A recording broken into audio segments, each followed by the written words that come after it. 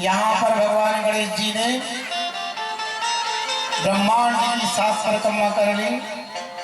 तब तक कार्तिक स्वामी लौट के आए। यहाँ पर प्रश्न उठ गया।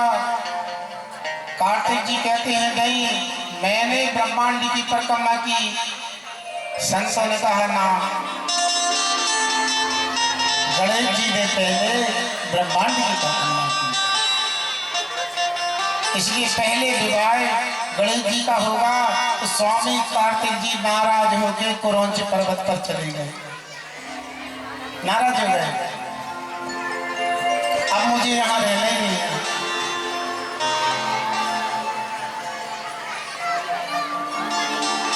और गणेश जी का विवाह प्रजापति विष्णु की कन्या रिद्धि और सिद्धि के साथ में संपन्न हुआ।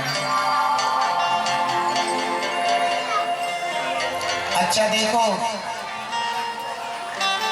शंकर जी का पूरा परिवार पूज रहा है। क्यों पूज रहा है? क्यों? इसलिए उनका पूरा परिवार सत्संग करता है। क्या करता है?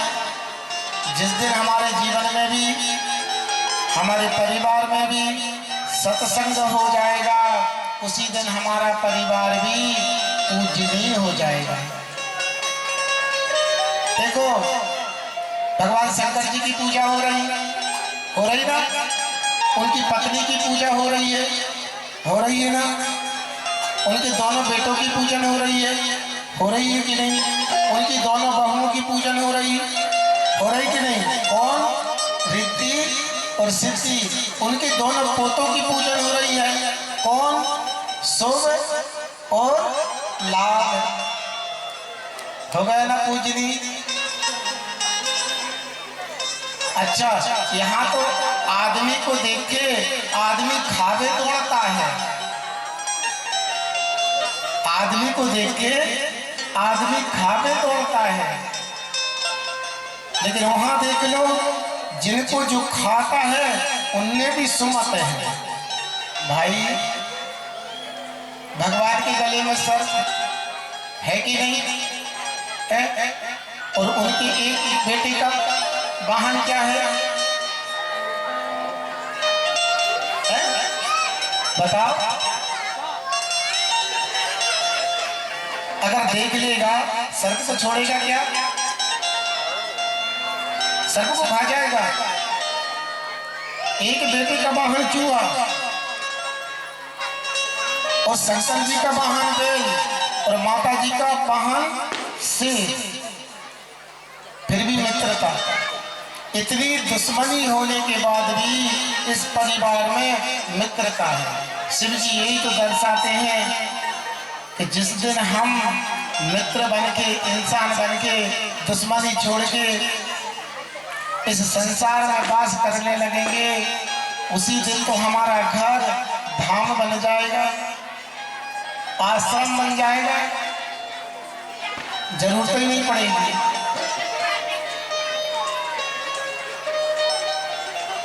क्या विवाह, क्या संस्कार होना चाहिए, क्या पति पत्नी में संबंध होना चाहिए, क्या माता पिता में संबंध होना चाहिए, कौन सा नाता होना चाहिए, कैसा बेटा होना चाहिए, कैसी बेटी होना चाहिए, ये सारी चीजें हमारे धर्म में।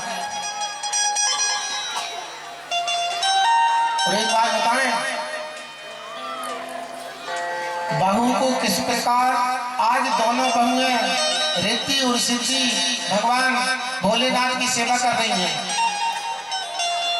हम लोगों को भी चाहिए कि जब हम चाहे देवरानी हो चाहे जेठानी हो, वो घर की रिद्धि और सिद्धि है, वही तो लक्ष्मी है। घर की जो पत्नी होती है वही तो लक्ष्मी होती है। अच्छी सास की सेवा करो, बढ़िया, सही है कि नहीं?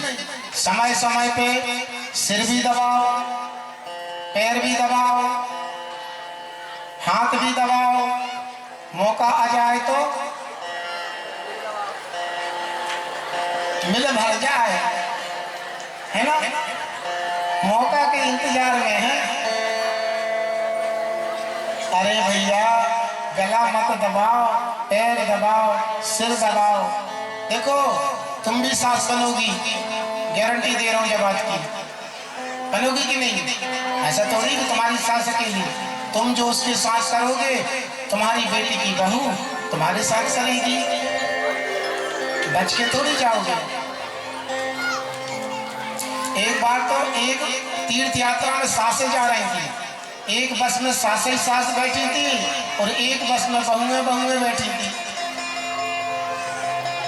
अब जो सास वाली बस थी ना, बखाई में गिर गई। सास वाली बस खाई में गिर गई। सारी सासें भगवान को प्यारी हो गई। अब जो बहुओं वाली बस पीछे आ रही थी तो कोई तो रो नहीं रही थी, मगर एक बहू ज्यादा रो रही थी, खूब रोई, हे भगवान मैं तो मर गई, हे भगवान मैं तो मर गई। उन बहुओं ने कहा, बहन तू क्यों रो रही ज्यादा, इतनी ज्यादा व्याकुल क्यों हो रही है? लगता है जिस सास से ज्यादा प्यार करती थी। तेरी सास भी थी क्या बस में? तो वो कहती नहीं, इसी बात का तो दुख रहा, मेरी सास घर में बैठी रह गई। आज अगर वह आ जाती तो ओ को भी राम नाम सत्य हो जाता। लेकिन दुख की बात जा रही कि बाप नहीं आई तीर्थों में, मैं घर में बैठी रह गई, इसलिए वो ज्यादा रो रही थी।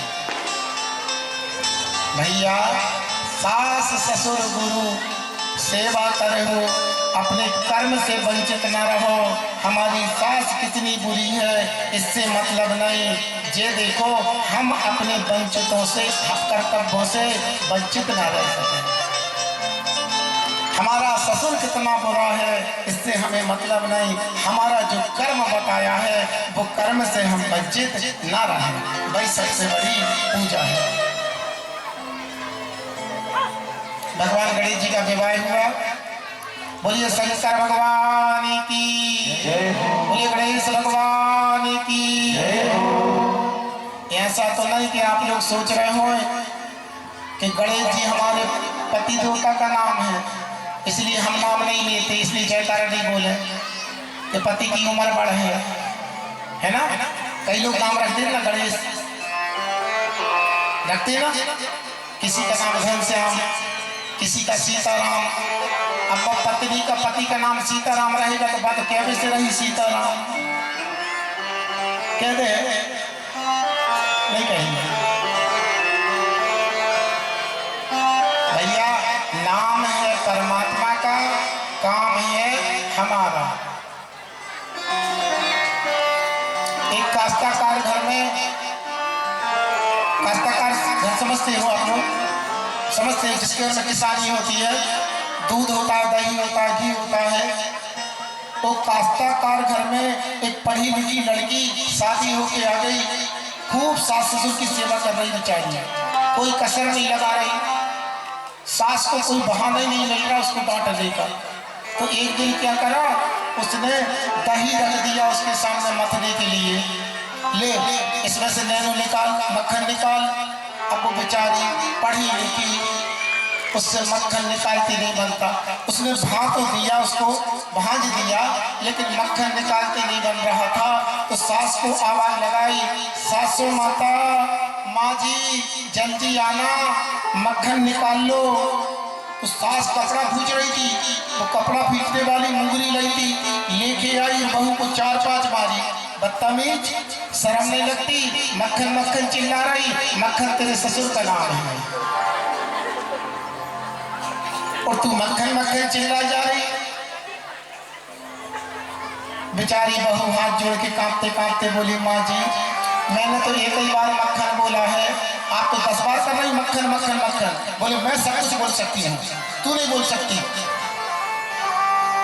अब बेचारी बहू परेशान, समय बीता, दही इकट्ठा फिर हो गया, फिर रख दिया उसके साथ में, उसने फिर भा दिया, मक्खन को तो निकाल दिया लेकिन निकालते नहीं बन रहा था।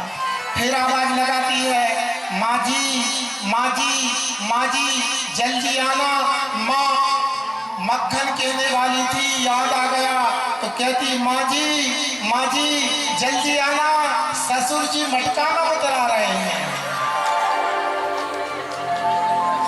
जल्दी आओ निकल लो। ससुर जी कहाँ पे उतरा रहे हैं?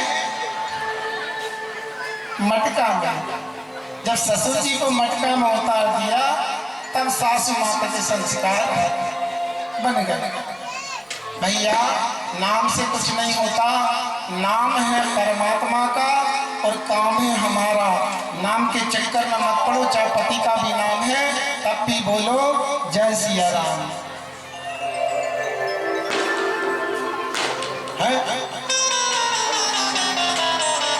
सबरी के पास क्या था? कुछ था क्या? था, एक राजा की लड़की थी, लेकिन एक के बाद भी झाड़ू लगा गया करती थी। और आज तो हमारे दरवाजे पे साक्षात संत महात्मा आ रहे हैं जिनका हम इंतजार कर रहे हैं।